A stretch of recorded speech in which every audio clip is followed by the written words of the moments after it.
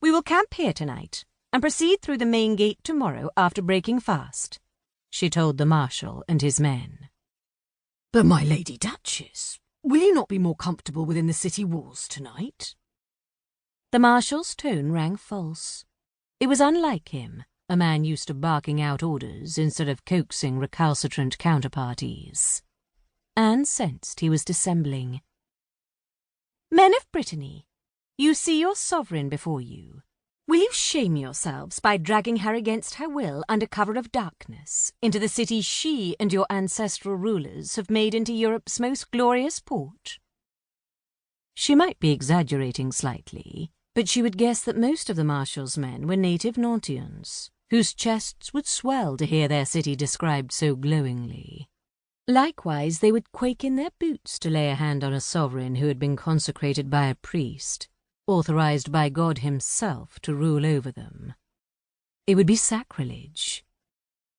The Marshal's men shifted uncomfortably on their horses and looked at each other. "Who amongst you will be the first to lay hands on your consecrated sovereign?"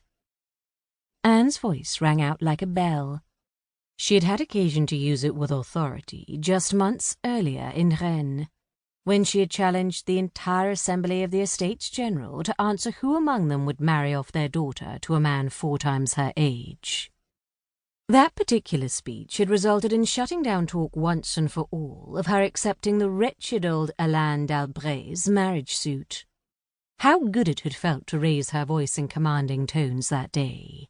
She would never forget the looks of shock, then approval on the faces of the men who made up Brittany's government. Not a single one had challenged her. "My lady, my men only wish to ensure your safety as escorts for you into Nantes." The Marshal's tone dripped honey. It was all she could do not to laugh. "You see clearly, monsieur, that I have my own men who will accompany me." Deliberately, she did not use his title. He may be his men's marshal, but she was their supreme commander. "I am afraid they will not, madame.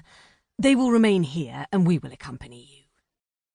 "You are in no position to tell Brittany's anointed ruler what her personal guard will or will not do. I will either enter my own city on my own terms, or I will not enter at all." "Madame Duchess, we beg you to enter. Your people are eager to see you."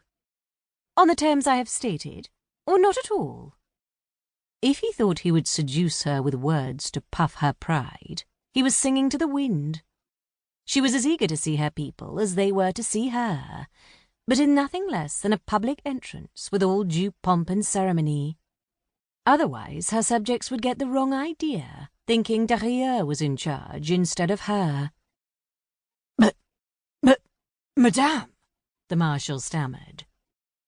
Anne turned her mount and commanded her men. "Turn your horses. We return to Rennes." All in her party did as they were told, preparing themselves in the event that the Marshal's men overtook them. The jangle of steel being handled, knives patted in pockets, and spurs clanking informed the Marshal's men they wouldn't be welcome should they follow. None did. Truth be told, Paris didn't agree with her. It was smelly, there was trash and sewage everywhere, and its inhabitants lived too closely together. She missed Brittany, most of all Nantes, with its fresh ocean breezes, bustling port, and wide open spaces. She had always required space. She sensed Louis did too. Having known him almost her entire life, she had heard of his usual dynamic with the ladies with whom he consorted. A hot and heavy start, a period of weeks or months of wildly intense interest, followed by the inevitable denouement. Louis would run off, and that would be the end of it.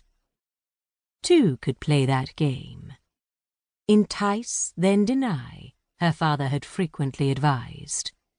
As a young girl, she had had no idea what use to make of such counsel, but the idea of combining two contrasting actions to achieve one desired outcome intrigued her. Louis was the perfect candidate for such a technique. She would fan his flame, then she would disappear, if he wished to marry her.